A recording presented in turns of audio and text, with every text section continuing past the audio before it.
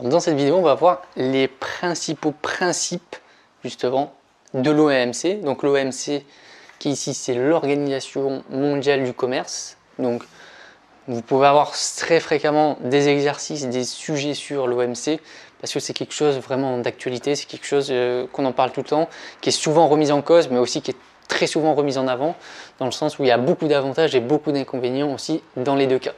Donc l'OMC, le principe de base de l'OMC, c'est la libéralisation des échanges entre tous les pays qui sont membres de l'OMC. Donc dans cette première vidéo, puisque vous avez un module entier sur l'OMC, on va voir déjà les principes de base de l'OMC. Donc l'OMC, il est basé sur trois choses pour définir l'OMC.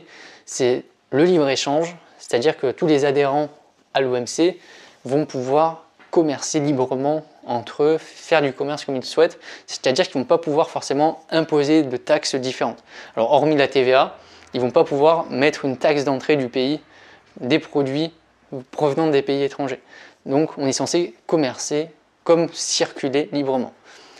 Dans l'OMC, donc ce sont des accords tout simplement internationaux qui sont pris en compte avec des règles, des normes communes à tout le monde, des normes de fabrication, des normes de commerce qui sont communs, justement, toutes ces normes communes à tout le monde.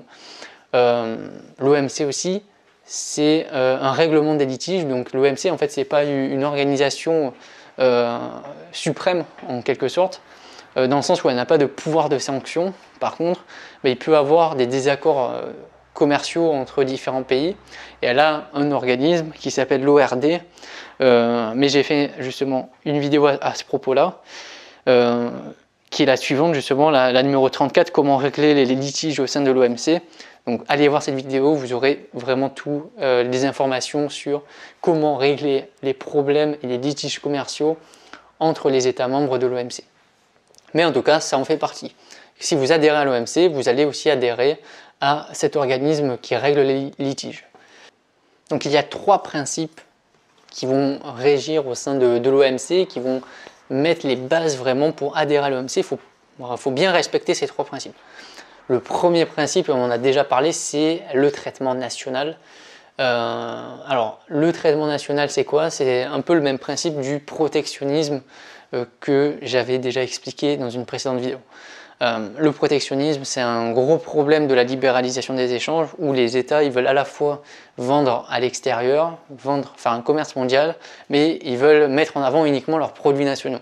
Donc par différentes taxes ou par différentes mises en avant uniquement du produit, par exemple français, là on va défavoriser les produits étrangers. Donc quand on adhère à l'OMC, on est interdit de mettre différentes taxes pour justement discriminer en quelque sorte ces différents produits étrangers.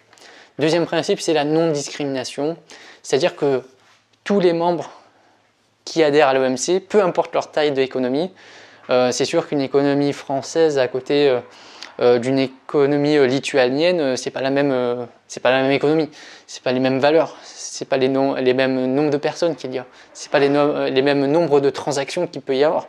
Donc le principe c'est quoi? C'est que tout pays qui va arriver dans l'OMC, peu importe la taille du pays, sera considéré au même niveau, à la même égalité que tout le monde.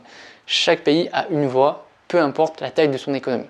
Et donc on ne va pas pouvoir faire des règles différentes pour chacun. Donc si on adhère à l'OMC, donc il n'y a aucune discrimination, tout le monde est censé respecter les mêmes lois, les mêmes règles du commerce mondial de l'OMC.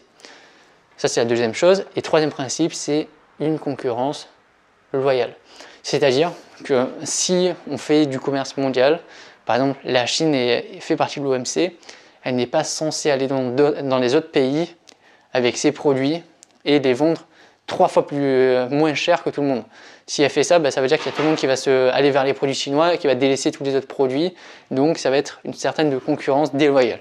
Donc si on adhère à l'OMC, on ne doit pas pratiquer de prix qui sont abusivement bas sur un territoire étranger.